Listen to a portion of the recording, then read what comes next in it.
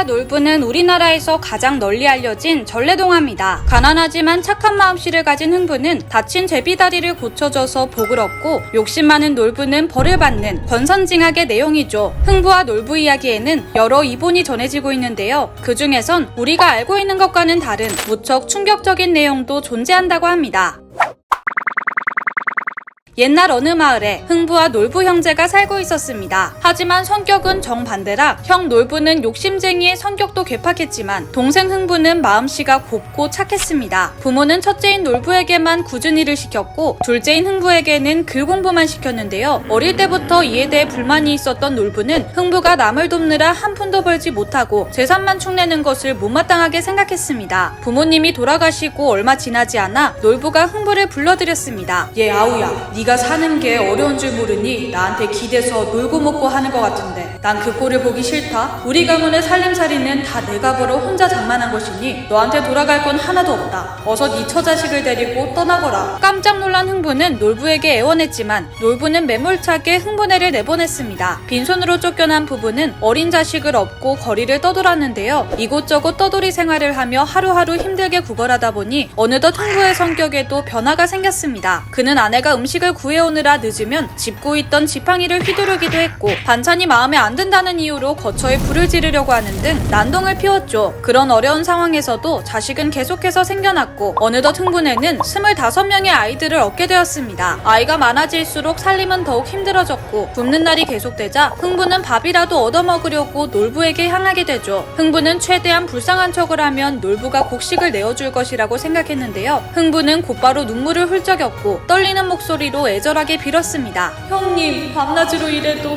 돈 한 푼을 못 모으고 있습니다. 원하지 않은 자식들을 얻었는데 그 수가 벌써 25이나 됩니다. 하지만 놀부는 몽둥이를 들고 와 흥부를 내리쳤는데요. 태어날 때부터 하늘은 인간에게 제각기 복을 내리는데 그렇다면 내가 네 복을 빼앗았겠느냐? 네 꾀에 나는 속아 넘어가지 않을 것이니 썩 꺼지거라. 결국 흥부는 메타작을 당하고 집에 돌아오게 되었죠. 시간이 흘러 어느덧 흥부의 큰 아들들은 20살, 작은 아들들은 17살 정도가 되었는데요. 다른 집 자식들은 이 나이에 한창 농사를 짓고 나무를 베며 돈을 벌었지만 흥부네 아들들은 달랐습니다. 그들은 오로지 부모에게 밥을 차려오라는 말만 했죠. 때문에 부부는 밤낮으로 일을 했지만 늘 굶게 되었는데요. 이를 도저히 견딜 수 없었던 부부는 세상을 뜨겠다고 하며 서로 목을 매려 했습니다. 하지만 결국 포기하고 부둥켜 안으며 신세를 한탄했죠. 그때 마침 스님 한 명이 흥부의 집을 지나게 되었는데요. 통곡하는 소리를 들은 스님은 흥부에게 사정을 물었습니다. 자식은 많은데 가난하여 계속 굶주리고 있습니다. 아내와 서로 먼저 죽겠다고 하다 울고 있었죠. 이를 안타까워한 스님은 좋은 집터를 알고 있으니 따라오라고 이야기했습니다. 흥부는 발걸음을 옮겼고 스님이 이야기해준 곳까지 가게 되었습니다. 그곳은 정말로 명당 자리였는데요. 흥부는 원래 살던 집을 허물고 새로운 터에 집을 지었습니다. 화창한 봄이 되자 제비가 날아들어왔고 흥부네 집 처마에 둥지를 짓고는 새끼들을 낳았습니다. 그런데 얼마 지나지 않아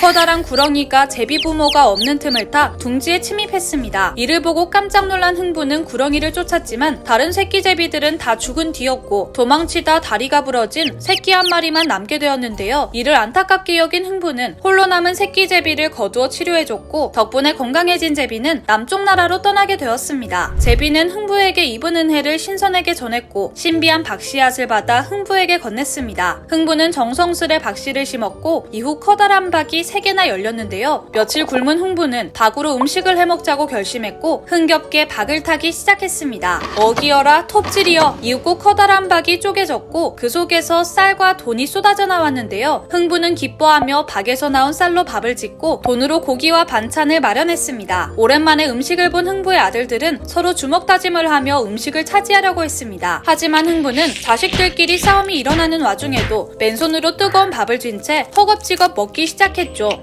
내 배 채우는 게 우선이지. 자식이 이렇게나 많으니 몇 놈 잃어도 상관없겠지. 배를 채운 흥부가 그 다음 박을 열자 온갖 보물들이 쏟아져 나왔고 마지막 박에서는 웬 아리따운 여인이 나타났는데요. 그 여인은 자신을 절세미인 양귀비라고 소개하며 흥부의 첩이 되고 싶다고 말했습니다. 한눈에 반한 흥부는 기뻐하며 양귀비의 손목을 덥석 움켜잡았다가 깜짝 놀랐죠. 아주 부드러워 잡지도 못하겠구나. 뒤이어 수백 명의 장인들이 연장을 갖고 나타났고 그들은 금세 호화로운 기와집을 집을 지어주었습니다. 흥부가 갑자기 부자가 되었다는 소문이 온 동네에 퍼져나갔고 이를 질투한 놀부는 흥부의 집을 찾아갔습니다. 흥부는 놀부를 반가워했고 그간 있었던 일에 대해 알려주었는데요. 이를 들은 놀부는 나도 부러진 제비다리를 치료해주면 보물을 얻을 수 있을 거야 라는 희망을 품게 되었죠. 시간이 지나 놀부의 집에도 제비가 날아들었고 6개의 알을 낳았습니다. 하지만 놀부가 너무 알을 만진 탓에 5개의 알이 굶어버리고 말았죠. 겨우 깨고 나온 새끼 제비 한 마리는 너무나도 건강했고 무럭무럭 자라났는데요. 마음이 조급해진 놀부는 결국 제비의 작고 여린 2다리를 우지끈 꺾어버리고 말았죠. 놀부는 다친 제비를 데려다 치료했고 며칠이 지나고 몸을 회복한 제비는 남쪽 나라로 날아갔습니다. 이후 이 제비 역시 박씨를 물어갖고 오게 되었는데요. 놀부는 씨앗을 심었고 하루도 안 되어 탐스러운 박이 3개나 열렸습니다. 놀부는 곧바로 박들을 켰지만 보물은커녕 기이한 사람들이 나와 놀부의 재산과 돈을 털어가 버렸죠. 그래도 마지막 박에선 보물이 나오지 않을까? 놀부는 기대를 가진 채 마지막 남은 박을 켰습니다. 그런데 박이 열리자마자 엄청난 수의 군사들이 나타났습니다. 그 군사를 지휘하는 거대한 몸집의 장군은 벼락이 치는 듯한 목소리로 놀부를 불렀는데요. 그 소리가 어찌나 크고 무서운지 놀부네 하인들은 깜짝 놀라 창자가 터지고 말았죠. 장군은 이에 아랑곳하지 않고 놀부의 죄를